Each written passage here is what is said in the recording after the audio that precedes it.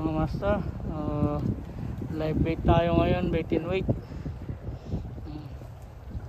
Huli muna tayo ng live bait natin.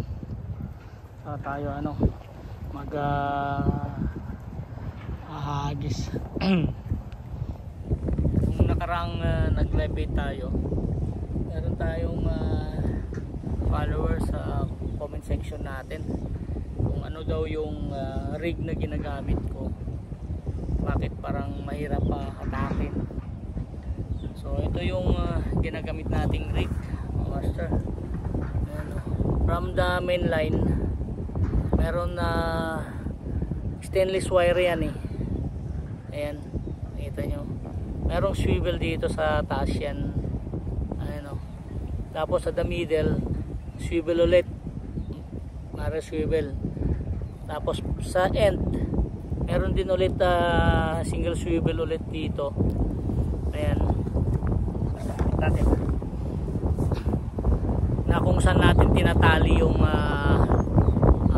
sinker natin. Pero dito naglalagay ako ng maliliit lang na diameter ng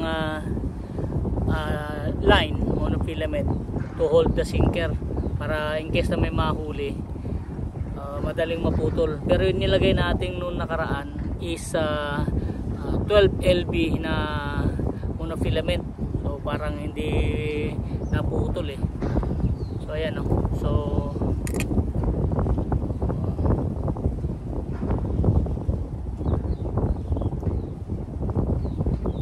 ayan so itong swivel na to, yung swivel na yan kung saan nakakabit yung leader natin, ayan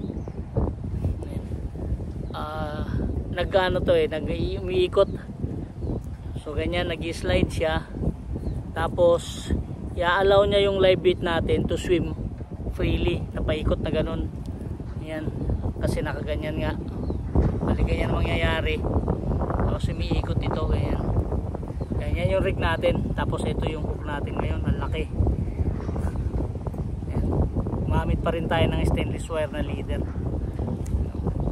So yan yung rig natin na ginamit natin nung nakaraan. Ayan, iikot-ikot bali yung live bait natin pag ganyan, kasi may swivel siyang ganyan so bali ganyan ang setup niyan. Alright mga master, huli lang tayo ng ulit, live bait muna.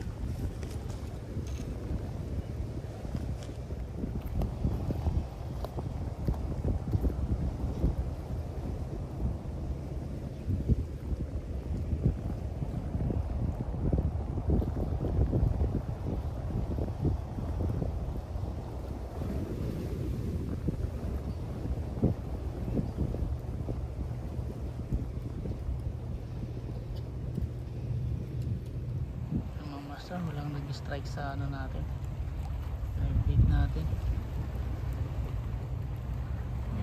isang oras na tayo dito. So next time siguro ulit wala tayong napa-strike ngayon sa live bait and weight. Alright,